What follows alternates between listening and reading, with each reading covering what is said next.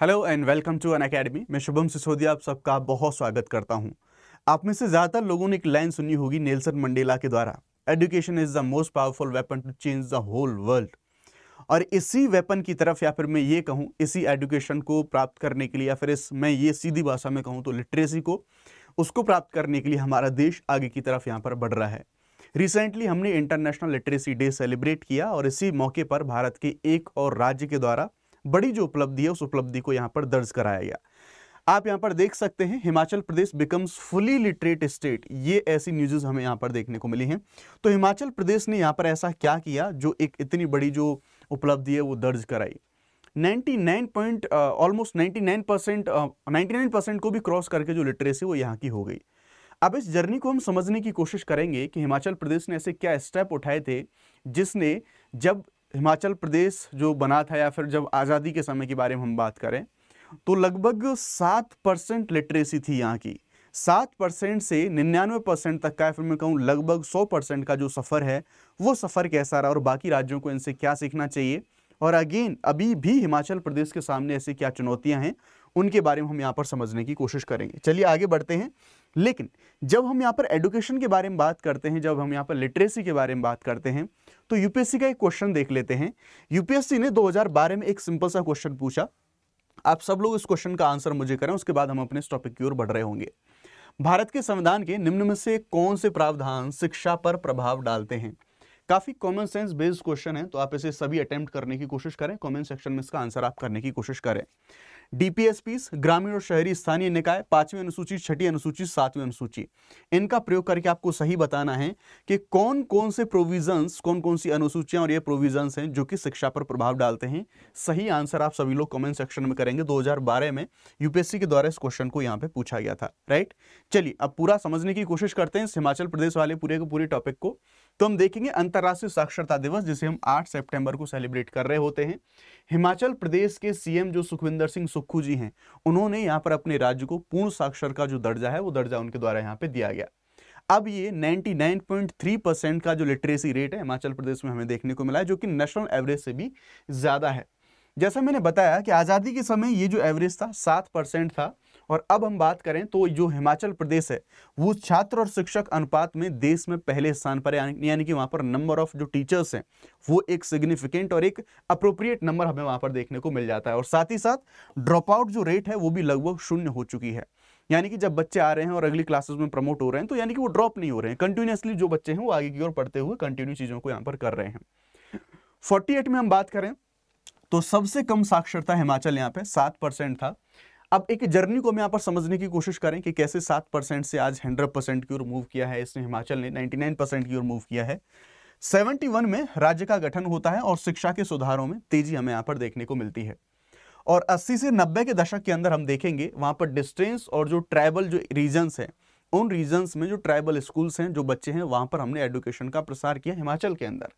Then हम देखेंगे 2000 के दशक के अंदर सर्व शिक्षा अभियान और मिड डे मील योजना, इसने एक बड़ा रोल प्ले किया कि इसकी वजह से जो बच्चे हैं वो कंटिन्यूसली स्कूल में आते रहे। उससे शिक्षा तो शिक्षा, लेकिन जो न्यूट्रिशन था उस न्यूट्रिशन में भी काफ़ी ज़्यादा हेल्प हमें यहाँ पर देखने को मिली। 2010 के बाद हम बात करेंगे तो फिर ये आईसीटी का दौर आ चुका था। जो हमारा आईटी के बारे में हम बात करते हैं, जो डिस्टेंस के बारे में हम बात करते हैं, तो कम्युनिकेशन के जो सभी तरीके थे वो यहाँ पर बदल चुके थे। उसी समय पर हम देखेंगे राष्ट्रीय माध्यमिक शिक्षा अभियान, ये और साथ ही साथ जो स्किल ट्रेनिंग है उन पर काफ़ी ज़्यादा यहाँ पे जोर दिया गया। 2025 में जो राष्ट्रीय लक्ष्य से पहले ही 2025 के अंदर हिमाचल प्रदेश ने अपने आप को पूर्ण साक्षर राज्य है यहाँ पर घोषित करा गया।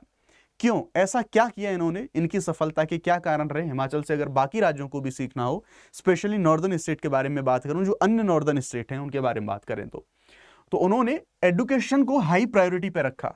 साथ ही साथ राष्ट्रीय साक्षरता मिशन 1988 और सर्व शिक्षा अभियान, उनका वास्तव में धरातल पर उनके द्वारा एग्जीक्यूशन कराया गया। पहाड़ी इलाकों तक स्कूलों का विस्तार कराया गया, फ्री बुक्स बच्चों को बांटी गई, साथ ही साथ ड्रेसेस और बालिकाओं को जो साइकिल्स हैं उनका वितरण यहाँ पे कराया गया। साथ ही साथ सोशल इंक्लूजन यानी कि महिला शिक्षा पर बहुत ज़्यादा फोकस करा गया, क्योंकि अभी समस्या में हम बात करेंगे जो महिला शिक्षा है वो एक बड़ी समस्या में यहाँ पर देखने को मिलती है। और साथ ही साथ कम्युनिटी के बेसिस पर जो कुछ कैंपेन्स हैं वो चलाए एजुकेशन को बढ़ावा देने के लिए। देश में मैक्सिमम है छात्र और शिक्षक, उनका जो रेशियो है पूरा का पूरा।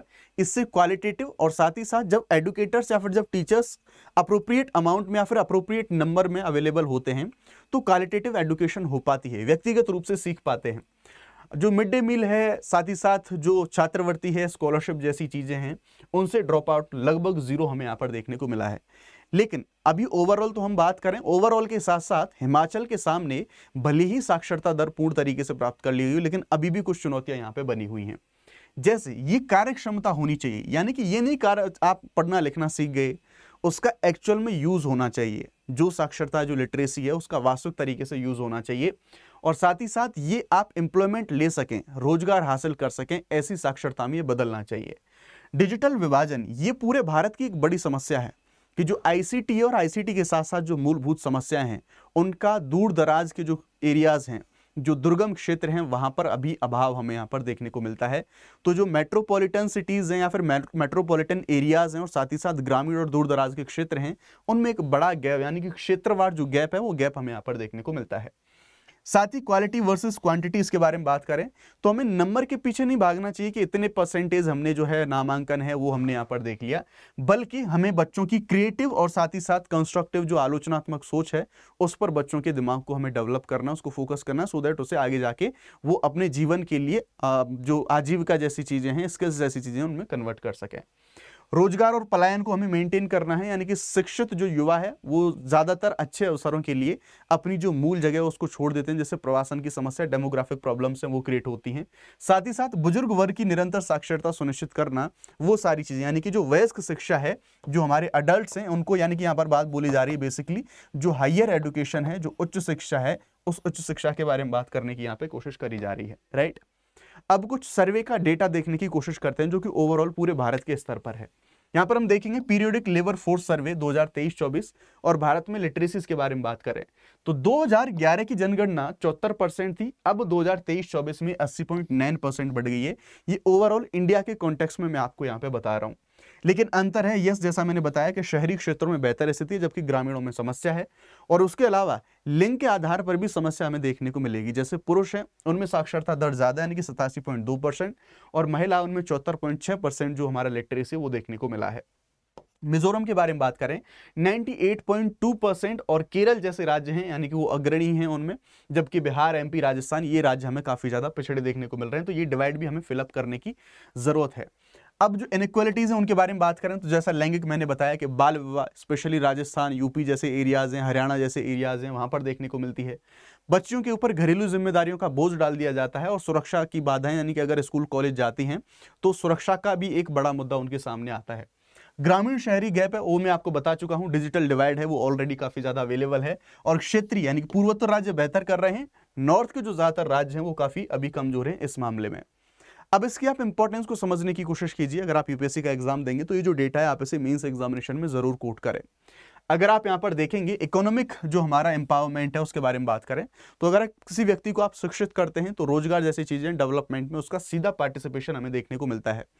और वर्ल्ड बैंक का एक अगर हम अनुमान देखें तो अगर हम 1% लिटरेसी बढ़ाते हैं तो ये जीडीपी में 2.5% तक का जो ग्रोथ है वो ग्रोथ पॉसिबल कर सकता है। तो ये इंपॉर्टेंस है लिटरेसी की। साथ ही साथ जो लोकतंत्र और नागरिक जीवन में भागीदारी ये देखने को मिल सकती है। और सीधी सी बात है, जो शिक्षित महिलाएं हैं वो अपना सही समय पर विवाह करती हैं, स्वस्थ बच्चे होते हैं, तो एक अच्छी साइकिल चलती है, पूरा जीवन बेहतर हो जाता है। साथ ही साथ सरकारों की जितनी योजनाएं जैसे डिजिटल समावेशन है, ई गवर्नेंस रहा, डिजिटल इंडिया, वो जब भी हो पाएगा जब एक बेसिक आधारभूत साक्षरता है आप उसको प्रोवाइड करा देंगे। ये सारी चीजें सभी यहाँ पर संभव हो पाएंगी। क्या कर सकते हैं आगे, जो समस्या है उनका सॉल्यूशन कर दो। जैसे कार्यात्मक वयस्क साक्षरता, उस पर जोर दें। केवल ये नहीं कि हमने ड्रॉप आउट नहीं है या फिर कितना नामांकन हो रहा है, नहीं, वो कन्वर्टेबल भी होना चाहिए, आगे जाके वो रोजगार भी सृजन करना चाहिए। साथ ही साथ एजुकेशन की जो क्वालिटी है, नेशनल एजुकेशन पॉलिसी है, उसके अकॉर्डिंगली हम उसे मेंटेन करें। साथ ही साथ लैंगिक और ग्रामीण खाई है, जो गैप है उस गैप को हम पूरा पाट दें। और डिजिटल और वित्तीय साक्षरता है उसको भी हम आगे मेंटेन करें। साथ ही साथ अब जरूरी नहीं है कि आप नेशनल पॉलिसी यानी कि टॉप टू बॉटम है उसको आप फॉलो करें, नहीं, आप बॉटम टू टॉप भी जा सकते हैं। जैसे क्षेत्रीय स्तर पर जो बेस्ट प्रैक्टिसेस हैं उनको हम अपनाएं और हम देखें राज्यवार रणनीति और साथ ही साथ सर्विसेज प्रथाएं हैं उनका आदान प्रदान हम यहां पर कर सकते हैं। तो ये एक ओवरऑल पूरा डेटा और पूरी जो चीज़ है, एक जो पूरी न्यूज़ के कॉन्टेक्स्ट में हमने सारी चीज़ों को समझने की कोशिश करी। तो ये डेटा है या फिर ये जो सारे सॉल्यूशंस हैं, चुनौतियां हैं, ये आपके एग्जाम में आपकी मदद करेंगे। नाउ हम बात कर लेते हैं अनअकैडमी के प्लस कोर्सेज के बारे में। अगर आप अनअकैडमी के साथ अपनी प्रिपरेशन के लिए जुड़ना चाहते हैं तो आप जुड़ सकते हैं। 17,999 में 12 महीने तक का जो एक्सटेंशन है वो आपको मिल सकता है। आप अपनी पूरी प्रिपरेशन को कर सकते हैं। मैक्सिमम डिस्काउंट के लिए आपको शुभ 50 कोड लगाना होगा या फिर आप डायरेक्टली मुझे टेलीग्राम पर मैसेजेस कर सकते हैं, जिसका लिंक डिस्क्रिप्शन में दिया गया है। अगर बैचेस के बारे में बात करें, 26, 27, 28 हिंदी इंग्लिश बाइलिंगुअल सारे बैचेस हमारे स्टार्ट हो चुके हैं, आप ज्वाइन कर सकते हैं। अगर आपने प्रीलिम्स क्वालिफाई कर लिया तो मेंस की तैयारी आपको अनअकैडमी फ्री ऑफ कॉस्ट कराएगा। अनफॉर्चुनेटली अगर आपका प्रीलिम्स फेल हो गया तो नेक्स्ट ईयर के लिए आपको अगले प्रीलिम्स के लिए अनअकैडमी फ्री ऑफ कॉस्ट जो क्रैश कोर्सेज हैं उनको प्रोवाइड कराया, अगर आप 2 साल से ज़्यादा का सब्सक्रिप्शन यहाँ पर लेते हैं तो। साथ ही साथ आपका AI मेंटर यानी कि ऊना को आप अभी यहाँ पर एक्सेस कर सकते हैं, जो प्लस और आइकॉनिक के जो एस्पिरेंट्स हैं उनके लिए। ऊना दरअसल आपका एक नया दोस्त है, नया फ्रेंड है। ये आपको पूरा एनालाइज करेगा, आपकी पूरी तैयारी को एनालाइज करेगा, आपको गाइड करेगा। बेसिकली AI बेस्ड एक आपको पर्सनल मेंटर मिलता है जो आपकी प्रिपरेशन को बहुत आसान बनाएगा। तो ये सारी की सारी लिंक आपको वीडियो के डिस्क्रिप्शन में मिल जाएंगी, जाके आप इन चीज़ों को रीच आउट कर सकते हैं। Thank you very much.